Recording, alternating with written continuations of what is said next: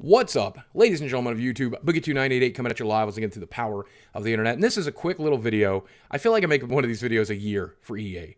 But this is a quick little video. Go to the developers over at Star Wars Battlefront. I'm going to send them this video directly. Maybe you will too if you agree with what I have to say. And maybe you'll let me know in the comments section below.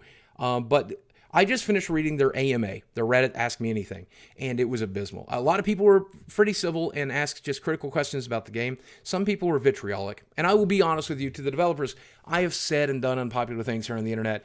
I know what it's like to be the target of that kind of vitriol, and I can only imagine the misery you guys are in today. But you guys also were answering with PR doublespeak most of your answers.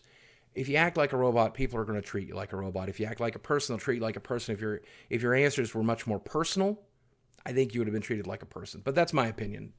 Regardless, one of the things that stays a constant in all of the things we're seeing from EA is we will continue to work on this game until it's a game that people will love. We continue to work on this game until it's balanced. We'll continue to work on this game. This game is in flux. It's a game as a service. It's a game we want you to play for years. We're going to continue to update it and fix it and add free content and so on and so forth.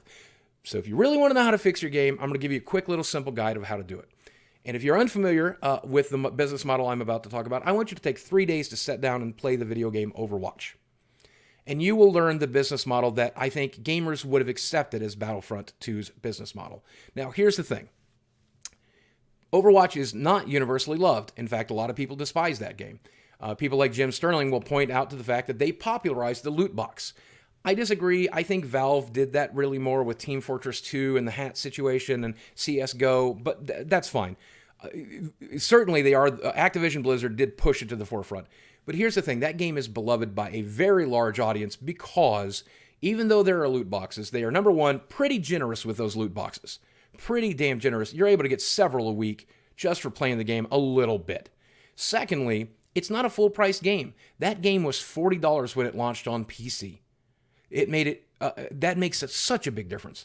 If you're going to put free-to-play model stuff in your game, you have to discount your game at the very least. If not, give it away for free. You certainly can't have a $99 version of the game. The premium version of Overwatch was $60.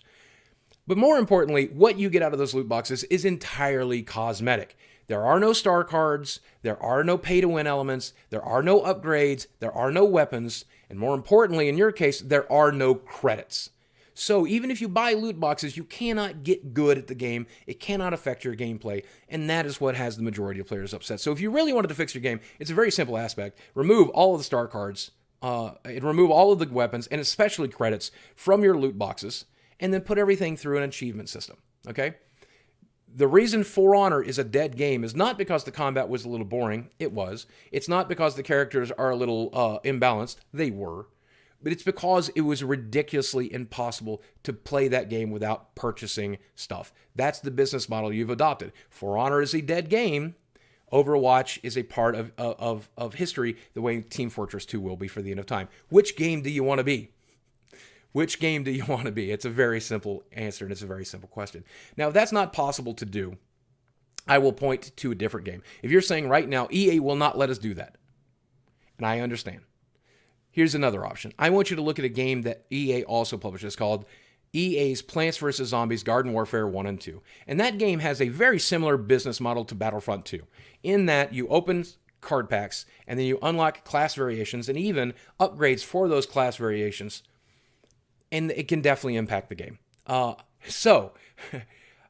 I will tell you I'm a huge fan of that game. Me and my wife have sunk 40 hours into the first game and 40 hours into the second game. We played split screen. We played all the different modes. And here's what you got right in Plants vs. Zombies that made me love that game. Number one, there was a mode where you could play without any of the upgrade elements available. You played only with the basic classes. It's called landing mode. Go play it. Right now it's your game, so go play it. It's called landing mode. You can play the game without any of that pay-to-win stuff affecting anything. Just the basic classes. Put that in Star Wars Battlefront 2 right away and let me grind my credits by playing in a mode where I don't have to worry about that. And you know what? If I enjoy that mode, I'll never have to worry about it any other time. Maybe it's deathmatch, maybe it's heroes, maybe it's a version of everything else. Maybe it's an arcade variant. I don't care. I don't know. But allow me to play your game without spending money, and I will probably play your game still. Alternatively, one of the things that made Plants vs. Zombies so great and why I pulled out my credit card to buy about $20 worth of coins for my wife and myself is because you were so absurdly generous with the coins that were generated in that game. It was easy. You could generally purchase a pack by playing 2 matches. I can't buy a loot box without playing 20 matches in your latest game. That's a problem. And I understand that the business model, stranglehold everybody and force them to just pull out the credit card if they ever want to buy anything. And I understand that business model, and it'll work. For some people, it'll work. I might even be one of those people. I don't know. I'm pretty sure it won't be, but that I can see why that works. But you know what also works? Having millions of players like Overwatch does. Having millions and millions of players like Overwatch does. That also works. Becoming a piece of history, iconic history for video games. That's a pretty good way to sell a game too. That's a pretty good way to make money. So generosity is the other thing that you're lacking. And those are the 2 really biggest elements. Number 1, again, to recap, if you can remove the pay-to-win elements from your loot boxes and make it cosmetic, that's a game I will buy. That's a game I will stream. That's a game I will promote, and I'll do it for free. Because the game you have in place right now is actually pretty good. It's fun. I enjoy it. Single player was a little lackluster here and there.